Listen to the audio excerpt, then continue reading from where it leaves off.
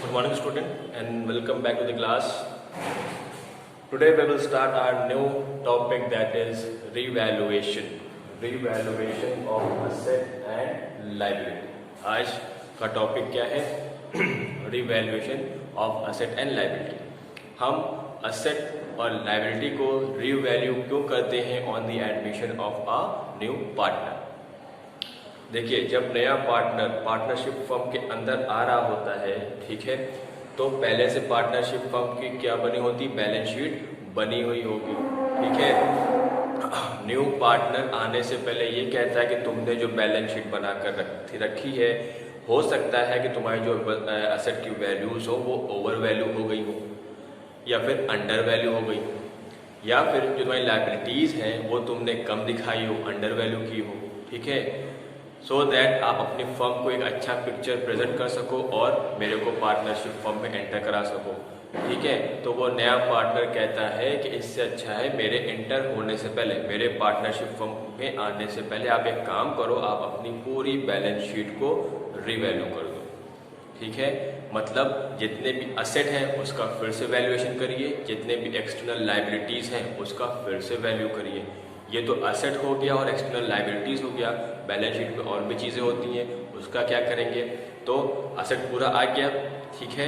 इधर लायबिलिटी को हमने रिवैल्यू कर लिया, इधर असेट को रिवैल्यू कर लिया। इधर अब क्या बचा, कैपिटल बचा। तो ओल्ड पार्टनर्स क्या करते हैं, कैपिटल को अपने कैपिटल अकाउंट में ट्रांसफर कर लेते हैं। फिर क्या बचा, प्रॉफिट बचता है, रिजर्व बढ़ता है। तो ओल्ड न्यू पार्टनर कहता है मेरे आने से पहले जो भी तुम्हारा प्रॉफिट है, जो भी रिजर्व आपस में बांट लो, ठीक है। और उसी तरह लॉस भी होता है, असेट साइड प्रॉफिट लॉस का डेबिट बैलेंस लॉस होता है, ठीक है। तो नया पार्टनर कहता है जैसे तुम प्रॉफिट बांट रहे हो मेरे आने से पहले, जो तुम्हारे पास प्रॉफिट पहले से पड़ा हुआ है उसको बोलते हैं एक्यूमुलेटेड प्रॉफिट। जो तुम्हारे पास प्रॉफिट पहले से पड़ा हुआ है तुम उसको बांट रहे हो, उसी तरह जो तुम्हारे पास पहले से लॉसेस पड़े हुए हैं उसको भी आप आपस में बांट लो, ठीक है। तो पूरी असेट नया पार्टनर के आने से पहले पूरी बैलेंस शीट कैसे रिवैल्यू होती है, पूरा असेट आप रिवैल्यू करिए, एक्सटर्नल लायबिलिटीज रिवैल्यू करिए। उसके लिए हम क्या करते हैं, रिवैल्यूएशन अकाउंट बनाते हैं, ठीक है। रिवैल्यूएशन अकाउंट बनाने के बाद उसका जो असेट रिवैल्यू करने के बाद, लायबिलिटीज रिवैल्यू करने के बाद जो भी प्रॉफिट या फिर लॉस आता है वो क्या होता है, ओल्ड पार्टनर्स आपस में बांट लेते हैं, डिस्ट्रीब्यूट कर लेते हैं, ठीक है। ये तो असेट और लायबिलिटी की बात हो गई। अब क्या आया, एक्यूमुलेटेड प्रॉफिट और लॉसेस। जो मेरे पास जो ओल्ड पार्टनरशिप के फर्म में पहले से reserve, profit and loss, profit पड़ा था या फिर लॉस पड़ा था, उसको भी नया पार्टनर क्या कहता है कि मेरे आने से पहले जैसे तुमने असेट और लायबिलिटीज को रिवैल्यू करके उसका प्रॉफिट और लॉस आपस में बांट लिया है, उसी तरह जो पहले से तुम्हारे पास एक्यूमुलेटेड प्रॉफिट पड़े हैं या रिजर्व पड़े हैं या फिर लॉस पड़े हैं, उसको भी आप अपने ओल्ड पार्टनर्स में बांट लीजिए, ओल्ड रेशो में डिस्ट्रीब्यूट कर लीजिए, ठीक है। तो मतलब अभी नया पार्टनर गेट के बाहर ही खड़ा है, उसने कहा मैं गेट के अंदर एंटर होने से पहले ये चाहता हूं कि आप अपनी पूरी बैलेंस शीट को फिर से सही करो, पूरा असेट रिवैल्यू करो, लायबिलिटी रिवैल्यू करो, जो प्रॉफिट है लॉस है आपस में बांट लो, हमसे मतलब नहीं, ठीक। आई बात समझ में। उसके बाद कहता है जो तुम्हारे पास पहले से रिजर्व तुमने बनाए हुए हैं, अपना गुल्लक बनाकर रखा हुआ है रिजर्व का, प्रॉफिट का, या फिर जो लॉस भी पड़ा हुआ है उसको भी आपस में बांट लो ओल्ड रेशो में, ठीक है।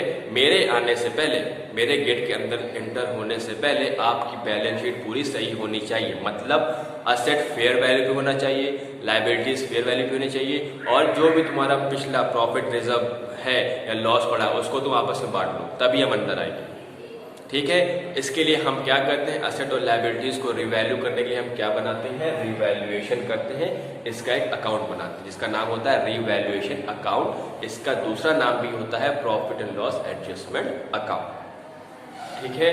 तो ये हो गया रिवैल्यूएशन का। उसके मैंने कुछ एंट्री लिखाई है, एंट्री अभी मैं एक्सप्लेन करता हूँ। एंट्री के बाद मैं इसका अकाउंट बता के दिखाऊंगा कैसे अकाउंट बनता है। तो ये होगी बात रिवैल्यूएशन की, ठीक है। ये एंट्री है, उसके बाद मैं अकाउंट बनाना सिखाऊंगा आपको। एग्जाम में मोस्टली अकाउंट पूछता है, एंट्रीज कम पूछता है, लेकिन अगर एंट्री आ गई तो ये आपको आना चाहिए, ठीक है। इसके बाद जो मैंने सेकंड पढ़ाया वो क्या पढ़ाया था, accumulation of profit and reserve and losses. उसकी भी एंट्री क्या होगी, मैंने क्या बोला, जो पहले से बैलेंस शीट में प्रॉफिट या रिजर्व पड़ा हुआ है वो क्या करेंगे, ओल्ड पार्टनर्स आपस में बांट लेंगे। नए पार्टनर जो गेट के बाहर खड़ा हुआ है उसके आने से पहले बांट लेंगे। तो ट्रीटमेंट क्या हो गया, जो आपके पास पहले से प्रॉफिट या रिजर्व या लॉस पड़ा है उसको क्या करेंगे, ओल्ड पार्टनर्स में ओल्ड रेशियो में डिस्ट्रीब्यूट कर लेंगे। ठीक, बात समझ में आई?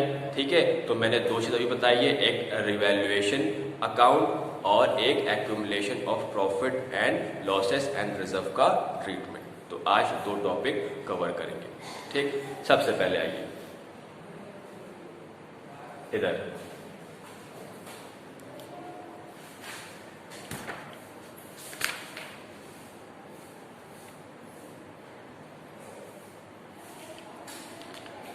इधर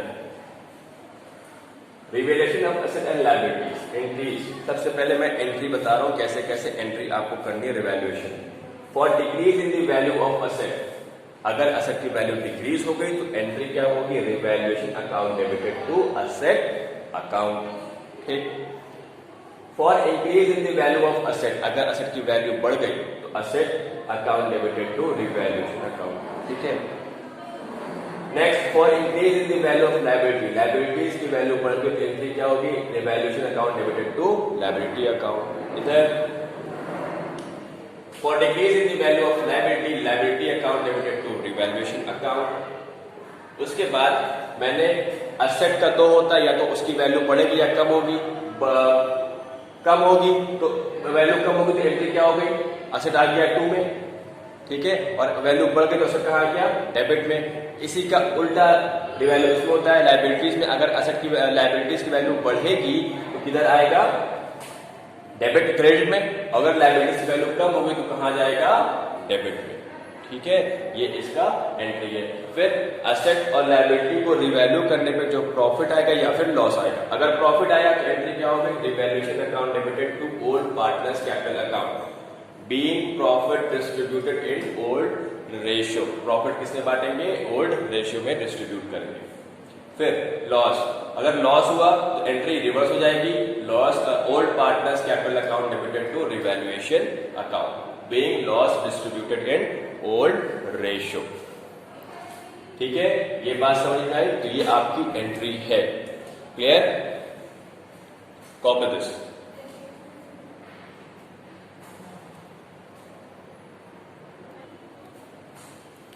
ना क्लास, तो एंट्रीज कॉपी हो गई हैं। ठीक है, अब एंट्री के बाद मैं बताने जा रहा हूं फॉर्मेट ऑफ रिवैल्यूएशन अकाउंट कैसे बनता है। ठीक है, इस पर फोकस करिए। सबसे पहले ये इसका फॉर्मेट है, रिवैल्यूएशन अकाउंट। 4 कॉलम बनते हैं, particular amount, particular and amount, debit and credit. ये हो गया फॉर्मेट। अब सबसे पहले स्टार्ट करते हैं क्रेडिट में क्या क्या लिखते हैं। क्रेडिट में 3 चीजें आती हैं, increase in the value of asset, decrease in the value of liabilities and unrecorded asset. ये किधर आएंगे, क्रेडिट। इसी का अपोजिट किधर आता है, डेबिट।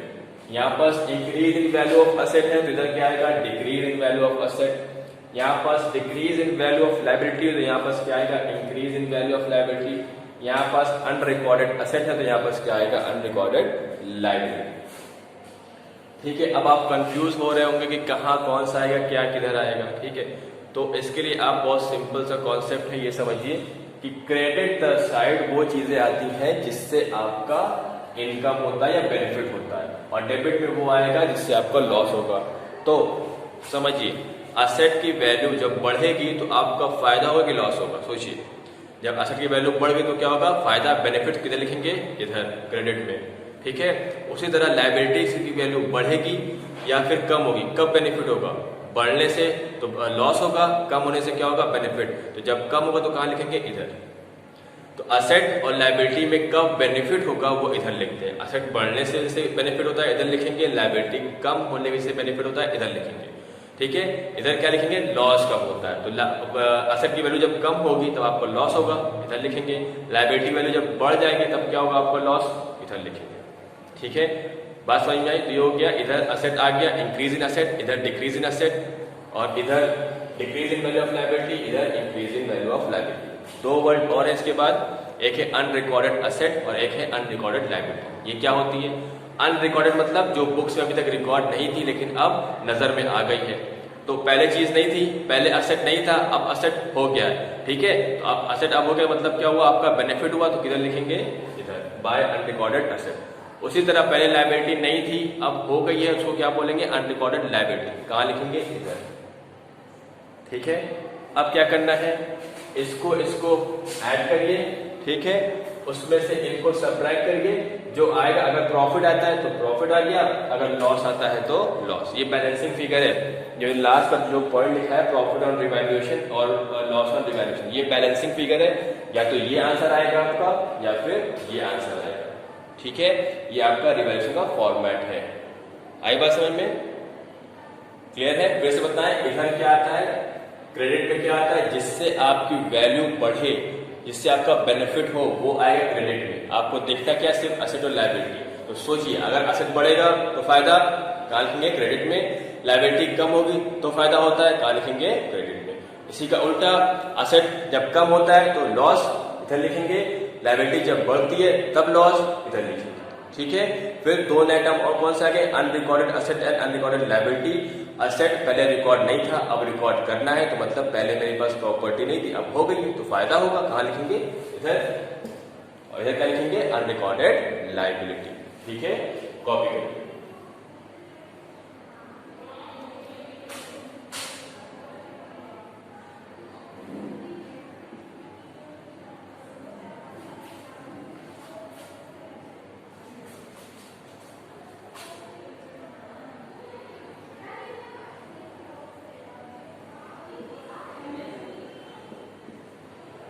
फायदा होगा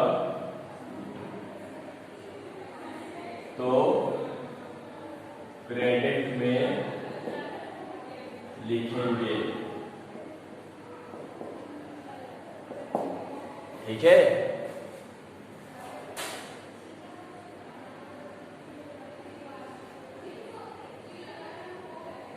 लॉस हुआ तो डेबिट में लिखेंगे,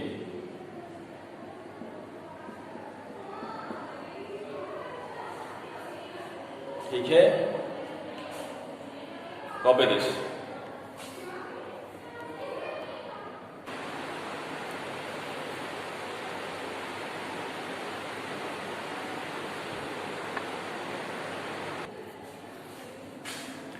तो रिवैल्यूएशन हो गया था, ठीक है, उसकी एंट्री कर ली है, उसका फॉर्मेट देख लिया है। अब क्या है? Treatment of accounting treatment of reserve and accumulated profit and losses. जैसे मैंने बताया था कि अगर आपके पास पहले से प्रॉफिट पड़ा हुआ है या फिर लॉस पड़ा हुआ है, उसको हम क्या करेंगे? ओल्ड पार्टनर्स में, ओल्ड रेशियो में हम राइट ऑफ कर देते हैं, खत्म कर देते हैं, ठीक है। तो एंट्री क्या होगी? अगर प्रॉफिट है और रिजर्व पड़ा है तो एंट्री क्या होगी?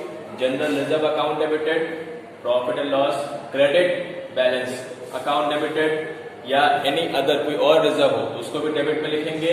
Account debited to old partners capital account. Old partner से बांट देंगे किस रेशियो में? ओल्ड रेशियो में, इन ओल्ड रेशियो, ठीक है। उसी तरह अगर लॉस हुआ तो profit and loss account debited, ठीक है। सॉरी, ये एंट्री गलत हो गई है, इसको सही करते हैं।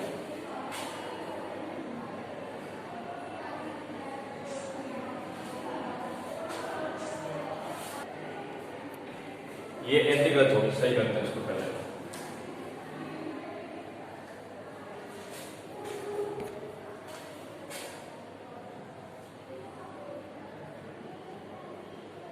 Old partners capital account debited to profit oblique loss का debit balance to advertisement suspense.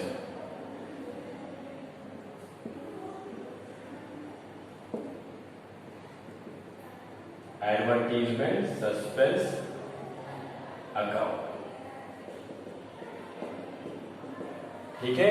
अगर लॉस हुआ तो और एडवर्टीजमेंट सस्पेंस हुआ है तो उसको कहाँ करेंगे हम ओल्ड पार्टनर्स में ओल्ड रेशियो में राइट ऑफ कर देंगे। यहाँ पास भी क्या है ओल्ड रेशियो है। ठीक है, ये सिंपल सा टॉपिक है। अगर आपके पास पहले से प्रॉफिट पड़ा हुआ है या रिजर्व पड़ा हुआ है तो ओल्ड पार्टनर्स से बांट दीजिए, अगर लॉस पड़ा हुआ है तो उसको भी क्या करेंगे ओल्ड पार्टनर्स से बांट देंगे। ठीक है, प्रॉफिट रहेगा तो पार्टनर्स क्रेडिट में आएंगे, लॉस या सस्पेंस पड़ा है तो पार्टनर्स डेबिट में आ जाएंगे। ठीक है, इसको कॉपी करिए, फिर इस पे बेस क्वेश्चन कराते हैं। चलिए question number 37, pass journal entries to record the following transaction on the admission of a new partner. Point number 1, land and building is undervalued by 2 lakh rupees. Point number 2, stock is overvalued by 20%. Book value of a stock is 60,000. Point number 3, provision to be made for compensation of 20,000 to an ex-employee. Point number 4, sundry debtors appears in the books at rupees 1,50,000. They are estimated to produce not more than 1,30,000. Creditors include an amount of rupees 10,000 received as commission. Bills of exchange of 40,000 which was previously discounted with the banker brought dishonor on 31st March, but no entry has been passed. Value of machinery decreased to 1,20,000 and value of machinery decreased by 1,20,000. Book value 2 lakh rupees. Expense on revaluation amounting to rupees 8,000 paid by partner X. तो अभी जो मैंने question read किया हुआ है इस question में mark करिए point number 2, stock is over valued bye 20%. Point number 6, a bill of exchange of 40,000. And point number 9, expense on revaluation. ये मैं आपको ये 3 पॉइंट मैं आपको नेक्स्ट क्लास में बताऊं क्योंकि मुझे इसलिए एक्सप्लेन करना है. ठीक है, अब शुरू करते हैं क्वेश्चन. पहला पॉइंट क्या है, building land and building is under valued bye 2 lakh rupees. ठीक है, लैंड एंड बिल्डिंग क्या है under valued bye 2 lakh rupees. Land and building की वैल्यू 2 लाख से कम लिखी गई है. ठीक है, तो क्या करेंगे एंट्री पास करेंगे. 2 लाख रुपीज से कम लिखी है ना तो उसको क्या करेंगे उसको 2 लाख से बढ़ा देंगे क्योंकि बुक्स में 2 लाख से अंडर वैल्यू है. तो सही करेंगे तो क्या करना पड़ेगा उसको 2 लाख से बढ़ा देंगे. तो लैंड एंड बिल्डिंग की वैल्यू बढ़ गई, जब बढ़ गई तो कहाँ लिखेंगे डेबिट में. असेट बढ़ता है तो डेबिट में लिखा जाता है. ठीक है, तो एंट्री देखिए.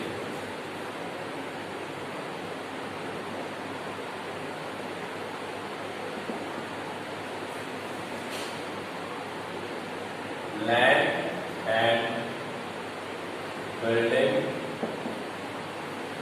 Account debited to revaluation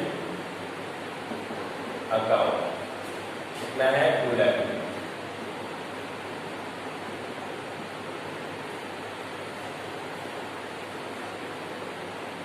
being land and building increased by 2 lakh rupees. ठीक है, अब पॉइंट नंबर 3, क्वेश्चन नंबर 3 इसी का.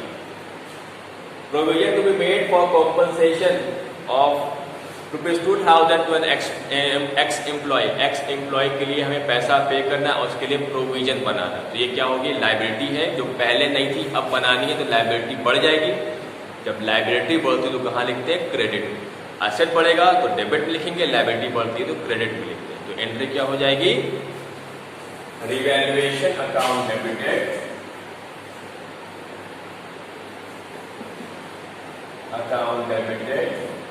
to provision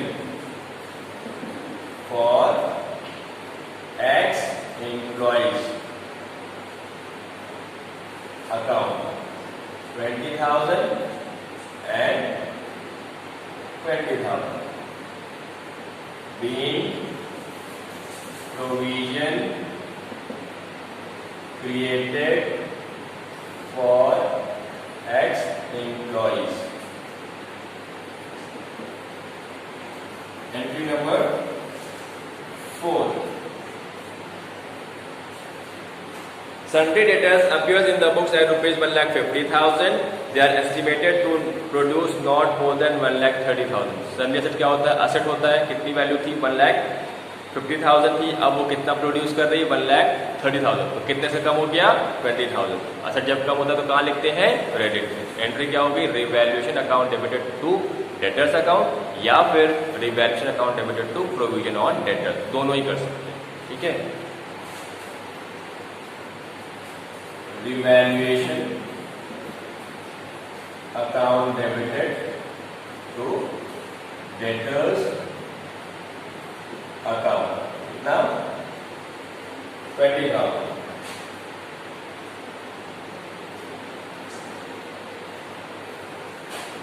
being provision created on debtors. Point number 5th point क्या बोल रहा है? Creditors include an amount of rupees 10,000 receive as commission. Creditors में 10,000 रुपए ऐसे इंक्लूड है जो कमीशन है, तो हटाएंगे. जब हटाएंगे तो क्रेडिट क्या हो जाएगा? कम हो जाएगा. जब लायबिलिटी कम होती है तो कहाँ लिखते हैं? डेबिट. एंट्री क्या हो जाएगी? Creditors account debited to revaluation account. Creditors account debited to revaluation account. 10,000. Being creditors reduced by the commission amount. Next point. Value of machinery is to be decreased to 1,20,000. ये है 7. Value of machinery is to be decreased to 1,20,000. Book value 2 lakh. Book value है 2 लाख, मतलब book में 2 लाख लिखी है. अब कितनी करनी? डिक्रीज टू का मतलब वहां तक करनी. कहां तक करनी? 1,20,000 तक करनी है. तो कितनी हो? कितने से कम हुई? पहले 2 लाख थी, अब कितनी करनी है? 1,20,000 करनी है. कितने से कम हुई? 80,000 से कम हो गई. ठीक है. तो जब असेट कम होता है कहां लिखेंगे? क्रेडिट में. बढ़ेगा तो डेबिट में. एंट्री क्या हो गई? रिवैल्यूएशन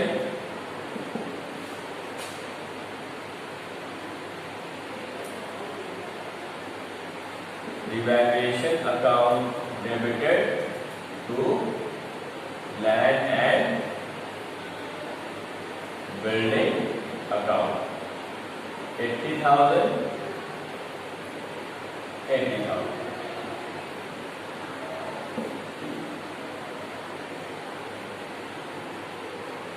Sorry, ये machinery. To machinery.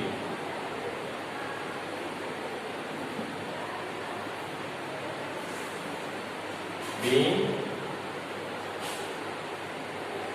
machinery reduced by 80,000. 8 point. Value of machinery is to be decreased by 1,20,000. Book value 2 lakh. अब यहाँ पास क्या कह रहा है? डिक्रीज बाय, मतलब उतने से कम करना है. कितनी बुक वैल्यू थी? 2 लाख रुपए. कितने से कम करना है? 1,20,000 से. ठीक है. तो न्यू वैल्यू कितनी हो गई? 80,000. समझ में आया difference? Decrease by and decrease to. Decrease to का मतलब वहां तक कम करना है, डिक्रीज बाय मतलब उतने से कम करना है. ठीक है. तो कितने से कम करना है? 1,20,000 से. तो एंट्री क्या हो गई? एंट्री सेम रहेगी. Revaluation account debited to machinery